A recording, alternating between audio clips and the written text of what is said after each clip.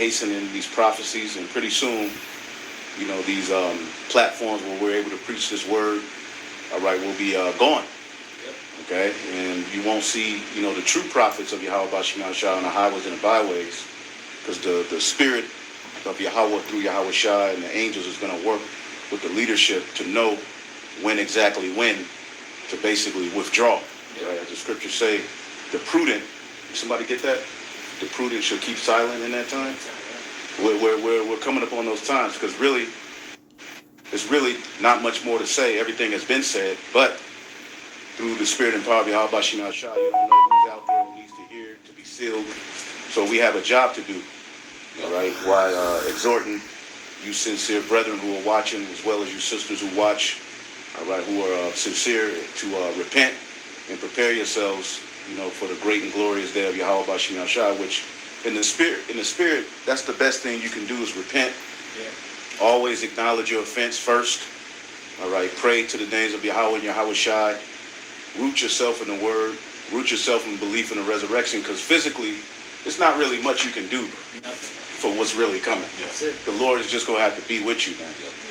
So the best thing you can do right now is to what? Work out your own salvation with fear and trembling. But that's the bottom line. If I may say absolutely, something, absolutely. And pretty much, you know, the time is coming where, like the elder's saying, you're not going to have these videos to fall back on. Right. So the time of all these different distractions out here is going to come to an end. You know, and the only thing that's going to be between you and the hope of salvation is your relationship between Yahweh Bashim Shai, what you're doing for the Lord, and what you've learned and what you've been retaining and, you know, and practicing, for lack of better words, in this truth. You know, because you know, it ain't gonna be, you know, because at the end of the day, we can't hold anybody's hand to bring them into the kingdom, just like no one can hold our hand to bring us into the kingdom. Right. You know, when the scriptures say work out your own salvation with fear and trembling, it means just that. You know, it's a one path, one man, one path, one way, you know, and no one can hold your hand to make it there. You can't get to the kingdom off the merits of anybody else's work.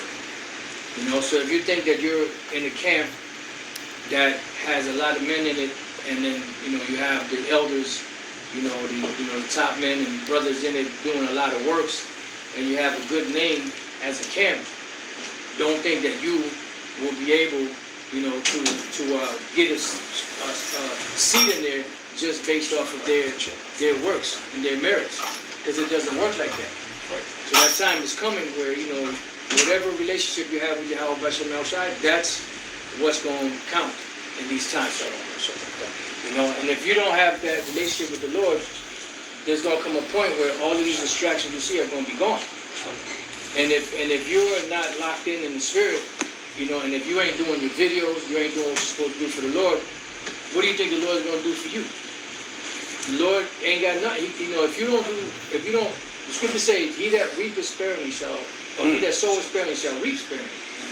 You know, so if you're not putting in the work now, but you're waiting for all hell to break loose because you know the names of Yahweh Bashim Shai, and you want to call on those names when that time comes, well, guess what? You ain't giving anything, so you ain't going to reciprocate anything. That's right. Yeah, brothers got it.